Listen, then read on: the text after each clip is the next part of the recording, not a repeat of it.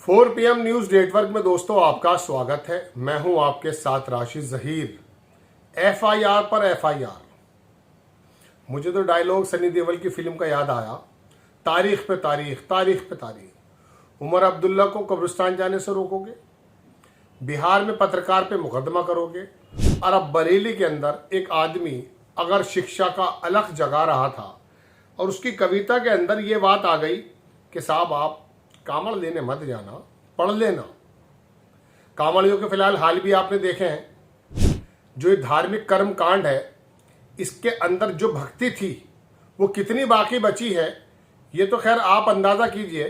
यात्रा के बारे में तो कुछ कहूंगा नहीं, लेकिन यात्रा में जुड़े हुए जो लोग हैं, जो तांडव मचाते हैं, उत्तर प्रदेश की पुलिस के हाथ पैर फुलाए रखते हैं, लेकिन सियासत का सीना भी फूला रहता कि ये सारे हमारे वोटर हैं, इनसे पिटो, इनका आतंक देखो, बसें फोड़ दें, लोगों को मारे, गाड़ियां तोड़ दें, व्यवस्था को तार तार कर दें, लेकिन जैसे दामाद होता है इस तरह से इनको जो है रखना है। अब उन पर अगर उसने, हालांकि इन व्यवस्थाओं के बारे में तो बात कर रहे हैं लोग, इक्का दुक्का रिपोर्टें भी हो जाती हैं, लेकिन आपको मालूम है कि कितने सीने चौड़े हैं।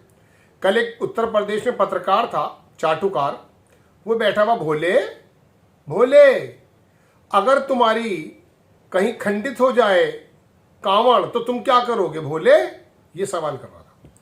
भोला किसी उसमें था, भोला बोला मैं तो मार दूंगा, मैं तो यूं कर दूंगा।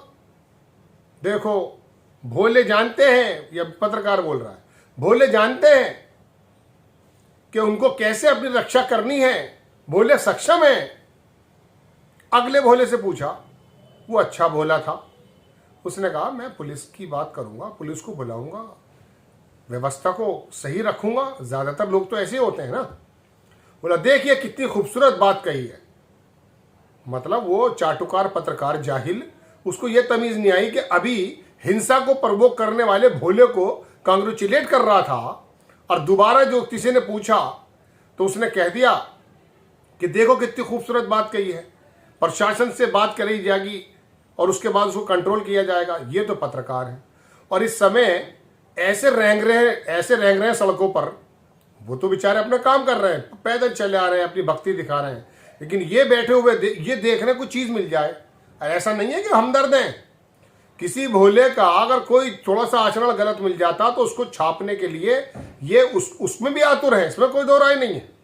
लेकिन ऐसे बिखरे हुए हैं कि जैसे समय सीमा पर करना है, और वही बात है, वही घिसी पिटी बात है। व्यवस्थाएं, अधिकारी आएगा, सर क्या व्यवस्थाएं हैं, सर ड्रोन कितने लगाए, सर ये कितना किया। अबे अकल से पैदल कुछ और नई बात कर, कुछ और नई बात पूछ। वही बात, कितने भोले निकलेंगे, वो उसके पास काउंटिंग है।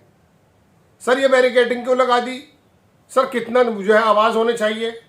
हर साल यही बातें करे जा रहा है, कुछ है ही नहीं पूछने को। बहुत सारे रचनात्मक सवाल हो सकते हैं। सर ये बताइए, एक कांवड़ मार्ग बनाया गया था, उस पर आप जो है उन्हें गुजारने की बात थी, उधर से क्यों नहीं गुजारा जाता। ये शहरों का तमाम जो हाईवेज हैं ये बंद क्यों किए जा रहे हैं।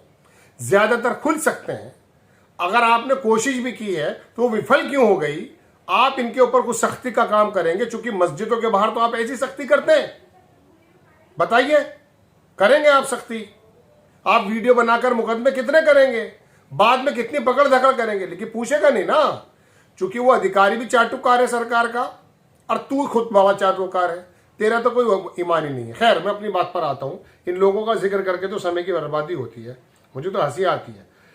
ये एक वीडियो में दिखाने जा रहा हूं, इसके अंदर साहब एक बड़े पत्रकार हैं, उन्होंने लिखा कि उत्तराखंड और उत्तर प्रदेश में कई बसों, स्कूल बस समेत ढाबों, दुकानों, निजी वाहनों और राहगीरों पर लाठी डंडों से हमले और विध्वंस करने वाले कांवड़ यात्रियों पर यूपी, ये मैं नहीं कह रहा हूं, ये शीतल पी सिंह बड़े पत्रकार हैं वो कह रहे हैं, विध्वंस करने वाले कांवड़ यात्रियों पर यूपी सरकार इतनी कृपालु है कि इस विषय पर एक कविता तक बर्दाश्त करने को तैयार नहीं है।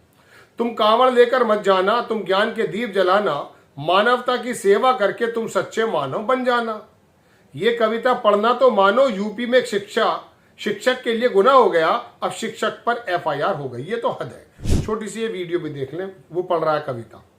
इस बरेली से मुझे एक बात और याद आ रही है, सुने आप। एक एक शब्द पर जोर देंगे, क्योंकि दो ही तीन लोग होते हैं जो आपके जीवन में सबसे हम जहां नहीं पहुंचे। ठीक है, मैं गीत शुरू करता हूं। कावड़ लेने मत जाना, तुम ज्ञान का दीप जलाना, मानवता की सेवा करके सच्चे मानव बन जाना। कावड़ लेने मत जाना, तुम ज्ञान का दीप जलाना, मानवता की सेवा करके सच्चे मानव बन। मारी धूर्त बहुत है कपट प्रपंची, उनका जाल समझना, मन का मैल ज्ञान से धोकर सुई का महत्व समझना, मानवता की सेवा करके सच्चे मानव बन जाना। पूंजीवादी युग है जंगुराया, अंधी आस्था मिथ्या आडंबर है, इसको मार्ग बन जाना। ध्यान साधना त्याग शिक्षा हमारा जन तक पहुंचाना। कावड़ लेने मत जाना, तुम ज्ञान का दीप जलाना, मानवता की सेवा करके सच्चे मान बन जाना। तो ये इसने बात कह दी कि तुम कांवड़ में ज्यादा समय मत लगाना, अपना पढ़ाई कर लेना। दिमाग के जो जो बने हुए जो धार्मिक पशु बना दिया गया है, जो गोबर डाल दिया गया है राजनेताओं ने, चुनाव के दौरान नजर आता है, उसको थोड़ा सा खोल लेना, लोगों की बातों को समझ जाना। लेकिन नहीं, यहां इसी बरेली में एक टीचर पर गालिबन और एफआईआर हुई थी। उसने वो अल्लामा इकबाल का वो कविता पढ़ दी थी।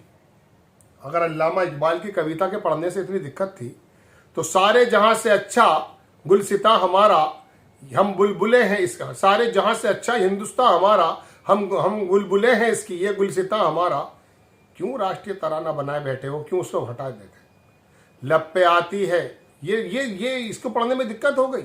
और वो जो आरएसएस सुबह सुबह अपने स्कूलों में पढ़ा रहा है, हमने भी पढ़ा, हम भी पहले हिंदी मीडियम में पढ़ा करते थे शुरुआत में, हमने बहुत पढ़ा उनका वो तमाम तराना, कोई प्रॉब्लम नहीं हुई। लेकिन अब धर्म भी खत्म हो जाता है, आस्था भी खत्म हो जाती है। टीचर को, पत्रकार को, एक बिहार गया पत्रकार बेचारा, उस पर जो है एफआईआर करा दी, क्योंकि बीएलओ भी लाए मुसलमान।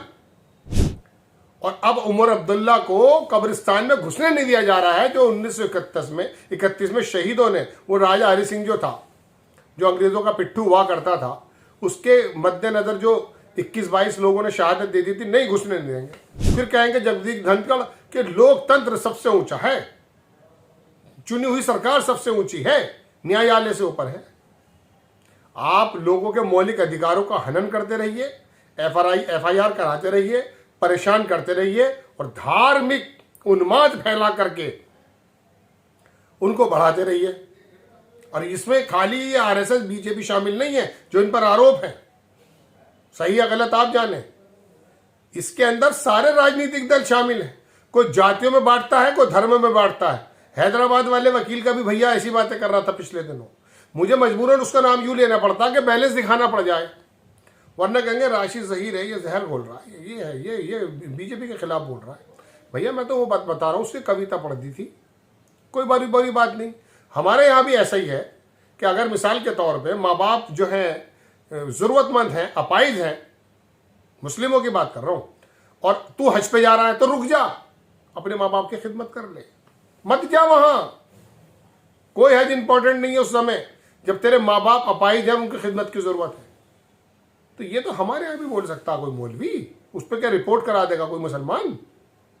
बहरहाल दोस्तों, जब स्तर दिमाग का यही है, वो यही तो कह रहा कि पढ़ लिख जाएगा तो तू कुछ चमक जाएगा। लेकिन मजबूरी मेरी ये है, आखिरी लाइन बता दूं, कि पढ़ लिखने के बावजूद भी धार्मिक पशु बना हुआ है।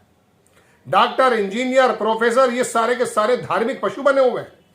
मेरे शहर में एक वो है डीएम, नेफ्रोलॉजिस्ट, कश्मीरी फाइल के टिकट बांटता अस्पताल में अपने, इतना बड़ा जानवर है। केरल फाइल के टिकट देता कि सब देखो। बरेली में हंगामा करते हैं। ये पढ़ा लिखा समाज, जिसके बारे में मास्टर जी कह रहे हैं कि पढ़ लिख जाओगे, और उम्मीद भी है कि पढ़ लिखने के बाद थोड़े दिमाग के जो है वो चक्षु खुल जाएंगे। पता ये चलता कि नहीं, वो जो घास खोदता आया है ना किसान, वहां से, सॉरी, एक नेता किसानों की जमीन पर से, उसने जो राजनीति करी है तो इन पढ़े लिखे प्रोफेसर और डॉक्टर को जानवर बना कर रख दिया है। मेरी लैंग्वेज पत्रकारिता के मुताबिक बिल्कुल नहीं है, लेकिन मैं आप पत्रकारिता करता ही नहीं हूँ। मैं तो सूचनाएं देने का अपने अंदाज में अपने लोगों से बातें करता हूं। मेरे जैसे लेवल के लोग, मेरे बस की नहीं है वो बैठ करके पहले टेलीप्रॉम्प्टर पर बात करूं और फिर कहूं आवाज आ रहा है। ये काम नहीं है मेरा। मुझे तो एविडेंस के साथ पत्रकारिता की परिधि में बात करते हुए आप तक सूचना पहुंचानी है, अवेयर करना है आपको। भाई आपको खबर अगर अच्छी लगती है चैनल को सब्सक्राइब भी करें, शेयर भी करें। नेक्स्ट टाइम में किसी खबर के साथ हाजिर होता हूं। जय हिंद।